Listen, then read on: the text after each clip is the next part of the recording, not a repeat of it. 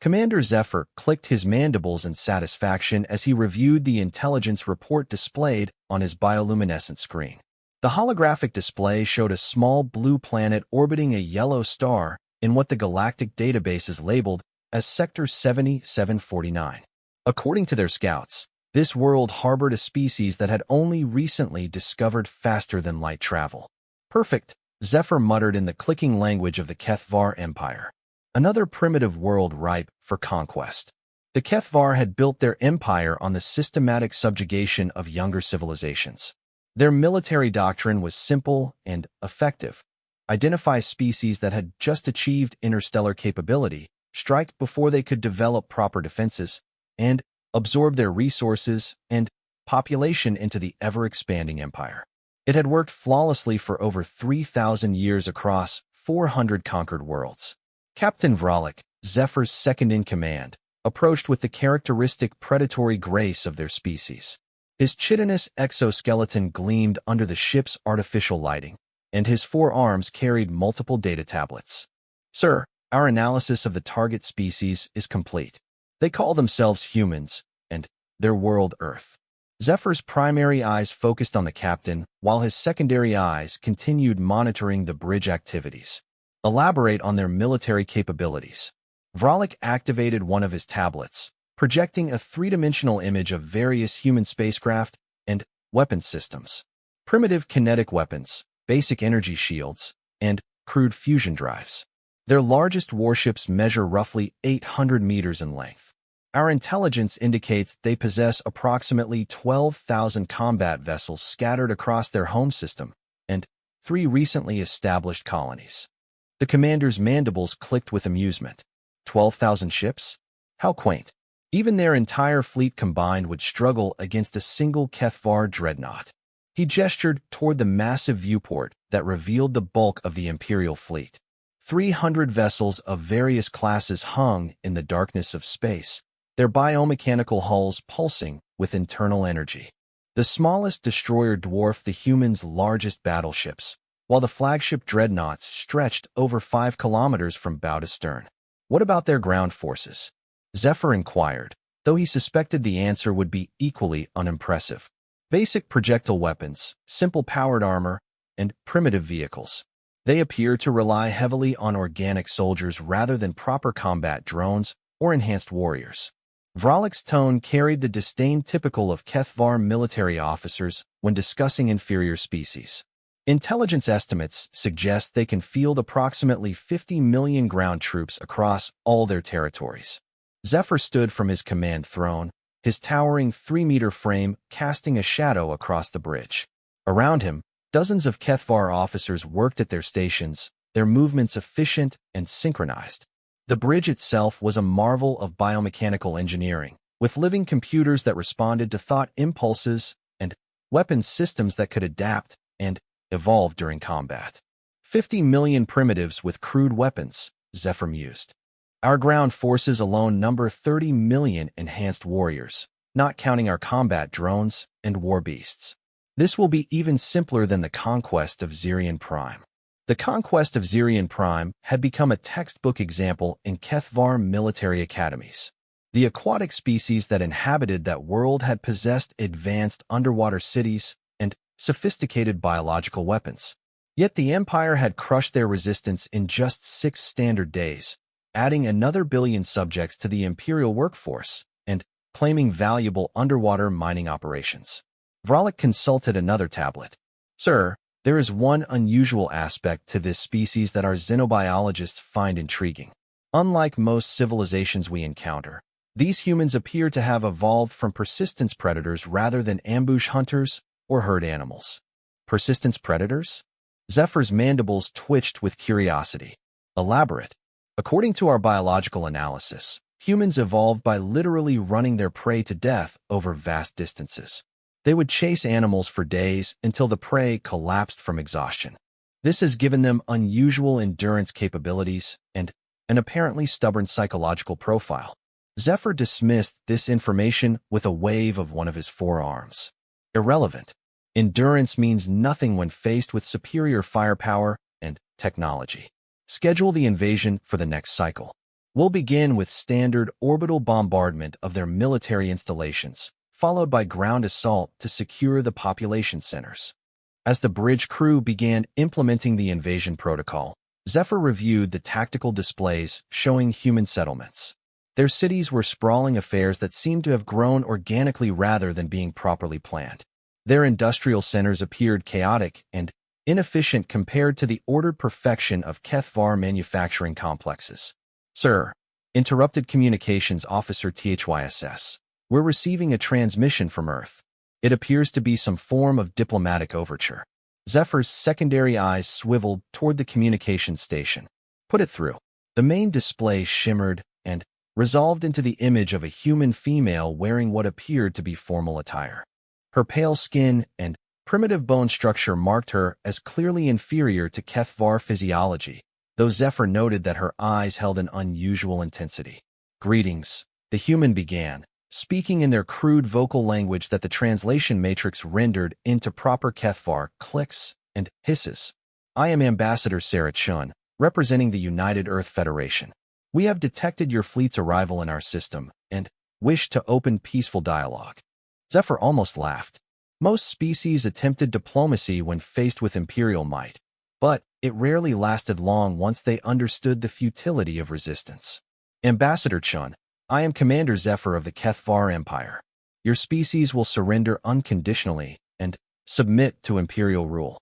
Any resistance will result in the complete destruction of your military forces and the decimation of your population. The human's expression hardened, though her voice remained steady. Commander, I'm afraid that's unacceptable.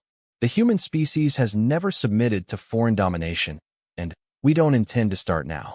Perhaps we can discuss terms for peaceful coexistence instead. This response was so unexpected that several Kethvar officers turned from their stations to stare at the display.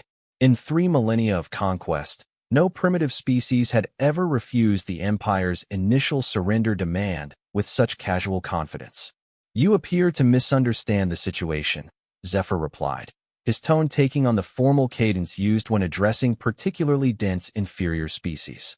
Your technological capabilities are centuries behind ours. Your entire military could not defeat a single one of our escort vessels. Surrender is your only option for species survival.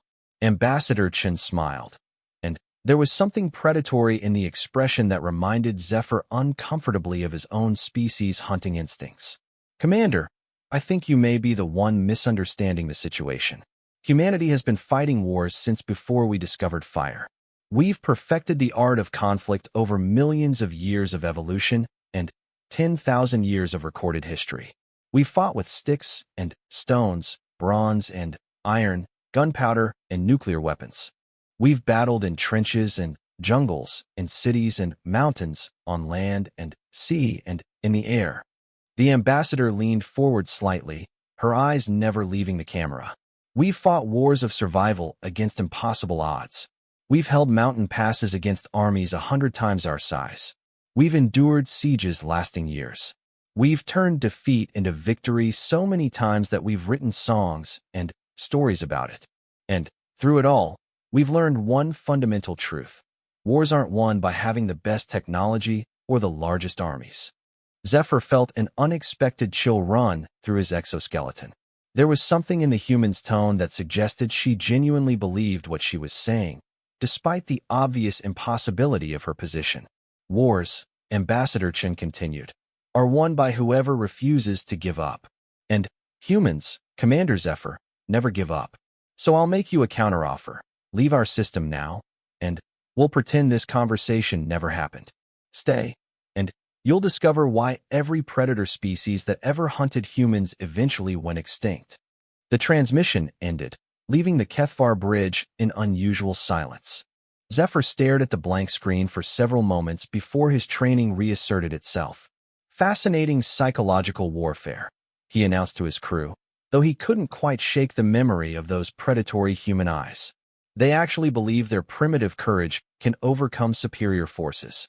Ready all ships for immediate assault. We'll show these humans what happens when primitives challenge the Empire. As the Kethvar fleet began its approach toward Earth, none of them noticed the small, seemingly derelict human cargo vessel that had been drifting apparently powerless at the edge of their sensor range throughout the entire conversation. Nor did they detect the encrypted transmission it sent deeper into human space before quietly moving away. The message was simple: package delivered. They took the bait. Recommend all units proceed to Phase 2 positions. Target acquired and confirmed arrogant. Chen's performance was perfect. Begin the education. Admiral Rodriguez received the transmission aboard the UES Indomitable, hidden in the asteroid belt of an outer system planet. Around his massive dreadnought, the true human fleet began emerging from concealment. Ships that made the Kethvar vessels look like toys powered up their drives and weapon systems. The Admiral smiled grimly as he looked at the tactical display. 3,000 years of conquering primitives had made the Kethvar overconfident and predictable. They had no idea they were flying into the most sophisticated military trap in galactic history, orchestrated by a species that had been fighting wars since before the Kethvar had discovered agriculture. Signal all fleet commanders, Rodriguez ordered. Begin Operation Persistence Hunter. Show these aliens what humans learned from studying every single one of their previous conquests. The trap was set. The prey was approaching, and humanity was about to demonstrate why they had never lost a war of extinction. Commander Zephyr felt satisfied as his fleet approached the inner system. The humans had deployed their pathetic ships in a predictable defensive formation around their homeworld, exactly as the Empire's tactical computers had predicted. 12,000 primitive vessels arranged in 3 defensive shells, their crude weapons powered and ready for a hopeless last stand. Sir, reported Tactical Officer Kryn, enemy fleet disposition confirms our strategic projections. They're using formation pattern Gamma 7, identical to the defensive stance employed by the Xerian Aquatics and 17 other conquered species.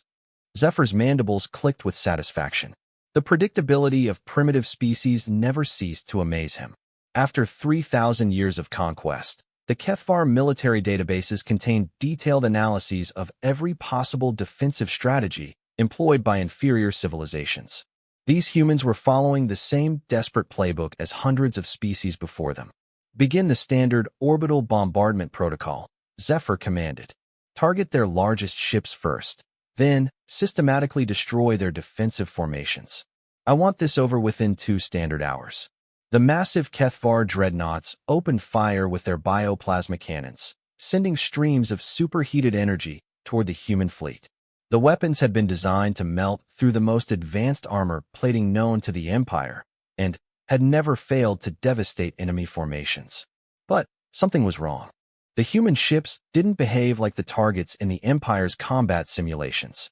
Instead of maintaining formation and exchanging fire in the traditional manner, they scattered like disturbed insects.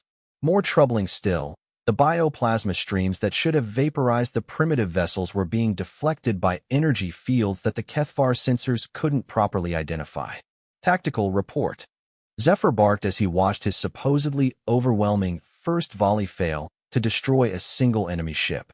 Officer Kryn's hands flew across his biomechanical interface, his secondary eyes reviewing multiple data streams simultaneously. Sir, the enemy ships are utilizing some form of adaptive shielding we've never encountered. Our weapons are impacting, but the energy is being dispersed through what appears to be a lattice of micro-wormholes. Before Zephyr could respond to this impossible information, the human fleet struck back. But their response defied every principle of primitive warfare the Empire had studied. Instead of the expected volleys of kinetic projectiles or crude energy weapons, space around the Kethvar fleet suddenly filled with what appeared to be small metallic spheres. What are those objects?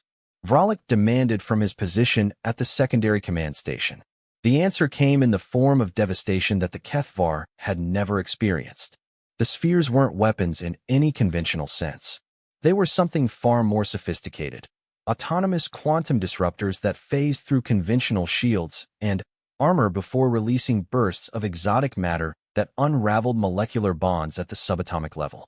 The Kethvar destroyer vengeance of Keth simply dissolved. One moment, it was a kilometer-long symbol of imperial might. The next, it was an expanding cloud of its component atoms. 3 more destroyers suffered the same fate before the Imperial fleet's computers could even identify the nature of the attack. Impossible, Zephyr roared, his calm demeanor cracking as he watched centuries of tactical doctrine prove worthless. No primitive species possesses quantum manipulation technology. The human fleet pressed their advantage with a coordination that spoke of centuries of tactical refinement. Their ships moved in patterns that seemed chaotic, but gradually revealed themselves as part of a complex three-dimensional dance designed to maximize their firepower while minimizing their exposure to return fire. Captain THYSS called out from the communications station, her voice tight, with unprecedented concern. "Sir, we're receiving transmissions from across the fleet. The Dominator reports critical damage to their primary biocores. The Subjugator has lost all forward weapons arrays. The Eternal Victory is venting atmosphere and requesting immediate evacuation support."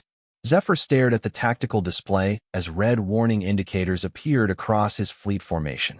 In less than 10 minutes of combat, the humans had inflicted more damage on an Imperial fleet than most conquered species managed in days of desperate fighting. "Sir," Kryn reported, his voice carrying a note of disbelief, "I'm detecting massive energy signatures approaching from multiple vectors. It appears the humans have additional forces moving to engage." The tactical display updated to show new contacts emerging from behind planets, asteroids, and even from what appeared to be empty space itself. These weren't the crude vessels they had initially detected. These were ships that dwarfed even the largest Kethvar dreadnoughts, their hulls bristling with weapon systems that the Empire's computers couldn't identify or classify. Admiral Rodriguez watched the battle unfold from the bridge of the UES Indomitable, a vessel so massive that it could have served as a mobile space station. Around him, his staff coordinated the most complex military operation in human history with the calm professionalism of a species that had been refining the art of war for millennia. "Phase 1 complete," reported his tactical officer. "Enemy fleet has taken the bait and committed to engagement. Their formation integrity is collapsing as expected." Rodriguez nodded as he studied the holographic display showing both fleets. The initial human defensive formation had been entirely composed of remote-controlled drones designed to look like crude vessels. The real fleet had been waiting in concealment, studying Kethvar tactics and weapon systems through sensors the aliens couldn't detect. "Begin Phase 2, the Admiral ordered. "Activate the gravitational interdiction field and deploy hunter-killer squadrons." Space itself seemed to ripple around the Kethvar fleet as human ships activated gravitational manipulation devices that had been positioned throughout the system over the past several months. The technology, developed through humanity's systematic study of every advanced civilization they had encountered over the past century, created pockets of altered space-time that prevented faster-than-light travel. The Kethvar were trapped. Commander Zephyr realized the tactical situation had become impossible when his navigation officer reported that the fleet's FTL drives were being blocked by localized gravity distortions. The humans had somehow managed to create an interdiction field encompassing the entire inner system, something that should have required technology centuries beyond what their intelligence reports suggested. "How is this possible?" he demanded, no longer bothering to maintain the composed demeanor expected of an Imperial commander. "Our scouts confirmed this species achieved interstellar flight less than 50 cycles ago." The answer came from an unexpected source. Ambassador Chen appeared on the main display again, though this time she was clearly aboard a military vessel rather than in a diplomatic facility. Behind her, human officers worked at advanced command stations that made Kethvar technology look primitive by comparison. "Commander Zephyr," she began, her earlier diplomatic tone replaced by something far more direct. "I think it's time for a proper introduction. I'm not actually a diplomat. I'm Colonel Sarah Chun, Special Operations Division, Human Intelligence Corps. For the past 3 years, I've been studying your species' military doctrine, tactical preferences, and technological capabilities." The display shifted to show detailed schematics of Kethvar ships, weapons, and battle formations. Every detail was perfect, down to the molecular composition of their biomechanical armor plating. "You see," Chun continued, "humans have been spacefaring for a lot longer than your scouts realized. We've been watching the Kethvar Empire expand for over 2 centuries, studying every conquest, analyzing every battle. We've infiltrated your databases, copied your technologies, and learned from every species you've defeated. Zephyr's mandibles clicked involuntarily as the implications became clear. You've been spying on the Empire for 200 cycles? That's impossible. Our security protocols are designed to detect threats that think like you do, Chin interrupted. But humans don't think like any species you've encountered before. We're persistence predators, remember? We don't just hunt our prey. We study it. We learn its patterns, its habits, its weaknesses. And then, when the moment is right, we strike. The tactical display showed the human hunter-killer squadrons beginning their attack runs. These weren't the large, unwieldy ships favored by most spacefaring civilizations. Instead, they were small, incredibly fast vessels that moved like schools of fish through three-dimensional space, each one carrying weapons specifically designed to exploit weaknesses in HFY technology. Your biomechanical armor is impressive, Chin explained as the human ships began their systematic dismantling of the Imperial fleet. It can adapt to energy weapons and kinetic impacts. But it has one critical flaw: it's alive. And every living thing has vulnerabilities that can be exploited by the right toxins. The hunter-killer squadrons released clouds of nanoscopic organisms designed by human xenobiologists specifically to attack HFY biotechnology. The microscopic weapons infiltrated the living systems that powered Imperial ships, causing cascade failures that no amount of technological sophistication could prevent. Zephyr watched in horror as his flagship's biomechanical systems began shutting down one by one. The living computers that controlled navigation went offline first, followed by weapons systems, life support, and, finally, the biomechanical components that held the ship's hull together. This is a violation of galactic warfare conventions, he protested, though he wasn't sure who he was addressing the complaint to. Chin's expression didn't change. Commander, humanity isn't a signatory to any galactic conventions. We weren't invited to participate in galactic civilization. Instead, we were marked for conquest by an empire that has spent 3,000 years enslaving entire species. So we made our own rules. The display shifted again, showing tactical readouts from across the HFY fleet. Ship after ship was reporting critical system failures as the human bioweapons did their work. The mighty Imperial war machine that had conquered 400 worlds was being systematically disabled by weapons so small they couldn't be seen with the naked eye. You're making a terrible mistake, Zephyr managed, though his voice lacked its earlier confidence. The Empire has resources you can't imagine. This is just one fleet among thousands. When word of this reaches the Imperial core worlds, it won't, Chin said simply. We've been monitoring all Imperial communication networks for decades. Your faster-than-light communications rely on quantum entanglement arrays, and we've learned to intercept and redirect those signals. As far as the rest of your empire knows, this fleet is proceeding with the conquest of a primitive species according to schedule. Zephyr felt something that HFY warriors rarely experienced: genuine fear. These humans had been planning this encounter for generations, studying every aspect of Imperial society and military capability. They hadn't just prepared to fight the HFY Empire. They had prepared to defeat it. "What do you want?" he asked, his voice barely above a whisper in the clicking HFY language. Chin smiled, and once again Zephyr was reminded of a predator sizing up its prey. "We want you to deliver a message to your emperor. Tell him that Earth is under the protection of the Human Defense Coalition. Tell him that any attempt to invade human space will result in the complete destruction of the Imperial fleet. And tell him that if he's very, very careful, we might be willing to negotiate a peace treaty." The transmission ended, leaving Zephyr alone with the wreckage of his once mighty fleet and the growing realization that the HFY Empire had just encountered something it had never faced before, a species that was better at warfare than they were. Around him, his surviving officers worked frantically to maintain basic life support as their biomechanical systems continued failing. Through the viewports, they could see the human fleet maintaining formation, their weapons still powered and ready. The hunters had become the hunted, and for the first time in 3,000 years of conquest, a HFY commander was forced to consider the possibility of surrender. Emperor Vorthak the Eternal received the impossible report in the crystal throne room of his palace on the imperial capital world of Keth Prime.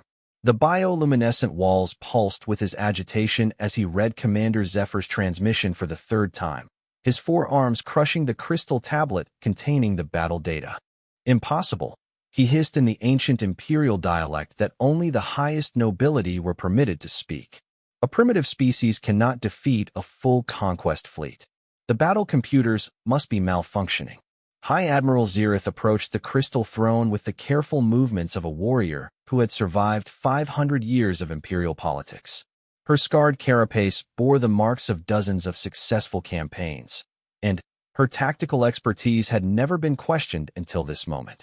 "My Emperor," she began, her voice carrying the respectful tone required in the presence of imperial majesty. "I have personally reviewed all the sensor data and combat recordings transmitted by the surviving ships. The defeat was complete and total. These humans possess technologies and tactical capabilities that our databases do not contain." Vorthak's mandibles ground together in rage. The Eternal Empire had not suffered a military defeat in over 15 centuries. The very concept was as alien to the Kethvar as the idea of water flowing uphill. "Then, we will send a larger force," the Emperor declared. "Assemble the Third Imperial Armada. 1,000 ships should be sufficient to crush these presumptuous primitives." Zereth hesitated, a dangerous thing to do in the presence of the Emperor, but her military experience overrode her survival instincts. "My Emperor, with respect, I believe we need more information before committing additional forces. These humans demonstrated capabilities that suggest they have been preparing for this confrontation for far longer than we initially believed." The Emperor's bioluminescent crest flared with dangerous colors. "Are you suggesting that the Eternal Empire should fear a species that has barely achieved interstellar flight? Are you questioning 3,000 years of successful military doctrine?" Before Zereth could respond, the throne room's massive communication array activated without authorization. The crystal walls shimmered and resolved into a three-dimensional image that filled the entire chamber. Standing in the center of the projection was a human male wearing what appeared to be a military uniform unlike any the Kethvar had seen before. "Greetings, Emperor Vorthak," the human said, his primitive vocal cords somehow producing words in perfect imperial dialect. "I am Fleet Admiral Marcus Harrison, Supreme Commander of the Human Defense Coalition. I understand you're considering sending additional forces to our territory." The throne room erupted in chittering alarms as the Imperial Guard rushed to defensive positions. The fact that an alien transmission could penetrate the palace's most secure communication systems was unprecedented and terrifying. Vorthak rose from his throne, his 3-meter frame radiating imperial authority. "How dare you contaminate the sacred palace with your primitive presence? Guards, trace this transmission and destroy its source immediately." Admiral Harrison smiled, an expression that somehow managed to convey both amusement and threat simultaneously. "I'm afraid that won't be possible, Your Majesty. This transmission is being broadcast from approximately 50,000 different points throughout your empire simultaneously. We've had plenty of time to establish a comprehensive communication network in Imperial space." High Admiral Zereth felt her combat instincts activate as she processed the implications. 50,000 transmission points? That would require an infiltration operation spanning centuries and involving millions of operatives. "Actually," Harrison replied, apparently having heard her comment despite the impossibility of such long-range audio pickup, "it required about 30 years and roughly 10,000 specialists. Humans are quite good at moving unnoticed through societies that don't really look for us. Your empire has a rather significant blind spot when it comes to species that don't think like you do." The Emperor's bioluminescent crest cycled through colors that indicated rage beyond normal Kethvar emotional parameters. "What do you want, primitive? State your demands quickly before I order the complete sterilization of your pathetic system." Harrison's expression became more serious, though the underlying confidence never wavered. "Emperor, I want to prevent a war that will result in the complete destruction of your empire.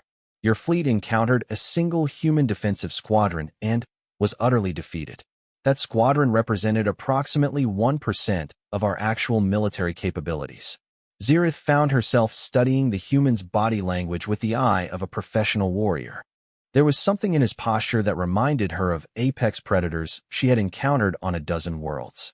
More troubling still, his claim about the battle representing only a fraction of human capabilities had the ring of truth. "You're bluffing," Vorthak declared, though his voice lacked its earlier certainty. No species could hide such military capabilities from Imperial intelligence networks. "Your intelligence networks," Harrison replied, "are designed to detect threats that announce themselves. Humans learned long ago that the most effective way to deal with a larger, stronger predator is to avoid direct confrontation until you can attack from a position of absolute advantage." The projection shifted to display a star map of the local galactic sector. Red indicators marked the positions of Kethvar fleets and installations, while blue markers showed what appeared to be human assets. The Emperor stared in growing horror as he realized that blue markers outnumbered red ones by a ratio of nearly 3-to-1. "This is impossible," he whispered. "Our expansion scouts would have detected such a massive military presence." "Your expansion scouts detected exactly what we wanted them to detect," Harrison explained. "For the past 2 centuries, humanity has been establishing hidden bases, research facilities, and fleet anchorages throughout this region of space. We've been studying your empire's expansion patterns, learning your technologies, and preparing for the inevitable confrontation." Xerath activated her personal tactical display and began cross-referencing the human claims with Imperial navigation databases. What she found sent cold dread through her exoskeleton. Every single star system that the humans claimed to have infiltrated showed anomalous readings in the Imperial databases. Energy signatures that had been dismissed as natural phenomena, gravitational anomalies attributed to stellar drift, communication static blamed on solar interference. The humans had been hiding in plain sight for over 200 years. "Why?" Vorthak asked, his Imperial composure finally cracking. "Why did you not reveal yourselves? Why allow the Empire to continue its expansion?" Harrison's expression grew darker. "Because we needed to study you. Every conquest, every enslaved species, every destroyed civilization taught us something about how your society functions. We learned about your technologies by watching you use them. We developed countermeasures by analyzing your tactics. And, most importantly, we identified your weaknesses by observing how you interact with species you consider inferior." The projection shifted again, showing detailed technical schematics of Kethvar weapons, ships, and defensive systems. Every piece of technology was dissected and analyzed, with human countermeasures clearly identified and explained. "Your biomechanical systems are vulnerable to tailored pathogens," Harrison continued in the tone of a professor delivering a lecture. "Your quantum communication networks can be infiltrated using phase-shifted entanglement scramblers. Your energy weapons become ineffective against adaptive metamaterial shields. Your tactical doctrines are predictable because they haven't faced serious opposition in 3,000 years." Xerath realized she was witnessing something unprecedented in Imperial history, a complete tactical breakdown of Kethvar military superiority by an enemy that understood them better than they understood themselves. "What are your terms?" the Emperor asked, his voice barely audible in the vast throne room. Harrison's smile returned, though it carried no warmth. "The Kethvar Empire will immediately cease all expansion activities. You will begin negotiations for the liberation of conquered species that wish to regain their independence. You will provide reparations to civilizations your empire has enslaved or displaced. And you will submit to a comprehensive disarmament program overseen by the Human Defense Coalition." "Impossible," Vorthak roared, his imperial pride reasserting itself. "The Eternal Empire does not surrender to primitives." "Emperor," Harrison said quietly, "you're not surrendering to primitives. You're negotiating with the apex predators of this galaxy. The choice is simple. Accept our terms and retain your empire in a reduced but sustainable form, or force us to implement a more permanent solution to the threat you represent." The projection shifted one final time, showing human fleets emerging from concealment throughout Imperial space. Massive dreadnoughts that dwarfed even the largest Kethvar vessels powered up their drives and weapons systems. The scope of the human military presence was staggering, representing a force capable of conquering the Empire even if it fought at full strength. You have 72 standard hours to respond, Harrison announced. After that, we'll assume you've chosen the path of resistance and act accordingly. I should mention that humans have a rather different approach to warfare than your Empire is used to. We don't just defeat our enemies. We ensure they can never threaten anyone again. The transmission ended, leaving the throne room in absolute silence. Vorthak stared at the empty space where the human admiral had been, his mind struggling to process the reality of his situation. "My Emperor," Zirith said carefully, "I recommend we accept their terms." The Emperor's mandibles clicked once, a sound of infinite weariness. In 3,000 years of expansion, we never encountered a species like this. They planned our defeat before we even knew they existed. High Counselor Thaimon approached the throne with the measured steps of a politician who had survived 4 different imperial dynasties. "My Emperor, perhaps we have been thinking about this incorrectly. These humans have demonstrated capabilities that exceed our own. Instead of viewing this as a defeat, we might consider it an opportunity to learn from a superior civilization." Vorthak's bioluminescent crest dimmed as he contemplated the impossible situation. The Eternal Empire, which had conquered 400 worlds and enslaved billions of beings, had been outmaneuvered by a species they had dismissed as primitive. "Contact Admiral Harrison," he ordered finally. "Tell him the Empire accepts his terms and requests immediate negotiations." And Zirith: "Yes, my Emperor. Prepare a complete analysis of human tactical capabilities. If we're going to coexist with these creatures, we need to understand how they think. They've just taught us the most valuable lesson in our Empire's history." "What lesson is that, my Emperor?" Vorthak looked up at the crystal dome that crowned his throne room, where the stars of his empire twinkled in the eternal darkness of space. Somewhere among those stars, human ships waited with weapons that could end everything the Kethvar had built. Never assume you're the apex predator until you've checked every shadow for something that might be hunting you. The age of Kethvar expansion was over. The age of human influence in galactic affairs was just beginning. And, throughout the Empire, species that had lived in slavery for generations began to hear whispers of hope carried by creatures that understood something the Kethvar had never learned. Sometimes the smallest predator in the forest is also the deadliest.